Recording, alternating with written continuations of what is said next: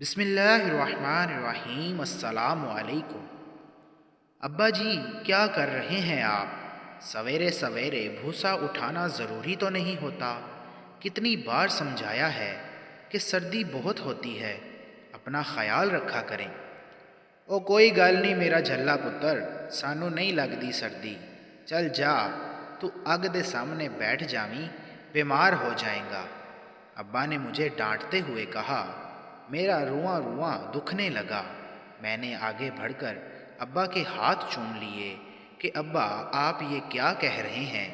لاؤ مجھے دو، میں بھوسا میں اٹھا کر پھینک آتا ہوں۔ مجھے کام کرتا ہوا دیکھ کر ہمسایوں کا لڑکا بولا کہ اتنا پڑھ لکھ کر گئے ہو پھر بھی وہی بھوسا اٹھا رہے ہو، کیا فائدہ ملا تجھے اتنا پڑھنے کا؟ اس کا کڑوا کسیلا طنز مجھے اندر تک زہریلا کر گیا تھا۔ میں اس جاہل کو کیا جواب دیتا جو علم کی روشنی کا ایک ذرہ بھی حاصل نہیں کر پایا تھا؟ ایسے لوگوں کا مقدر ہمیشہ کی تاریخی ہوتی ہے۔ میں نے خاموشی کی بکل اوڑھ لی۔ دنیا والے نہیں سمجھتے اور نہ ہی سمجھنا چاہیں گے۔ میں نے ابا کی طرف پیار بھری نظروں سے دیکھا اور جو کہیں دور خلا میں کھوئے ہوئے تھے، گہری سوچوں میں گم تھے، میں نے خود کو منو مٹی تلے دیتے ہوئے محسوس کیا۔ بیٹے کو بڑا افسر بنانے کے خواب نے جس کے ہاتھوں میں چھید کر دیے تھے، سارا دن کام کرتے ہاتھ تھکتے نہیں تھے۔ پتر کی فیسیں جو جمع کروانی ہوتی تھیں، دل سینے کی بجائے انگلیوں کے پوروں میں بسا رکھا تھا ابا جی نے۔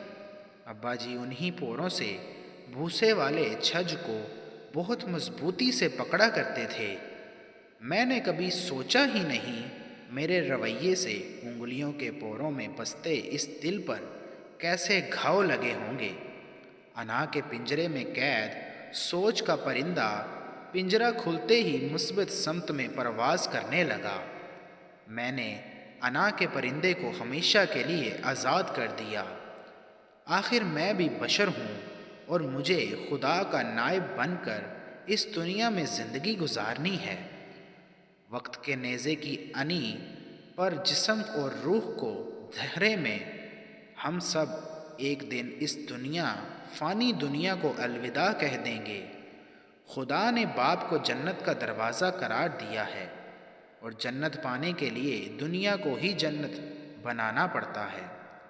جس نے دنیا میں ہی اپنے باپو کی دعائیں جھولی میں بھر بھر کر سمیٹ لیں، وہی جنت کا دروازہ کھول پائے گا۔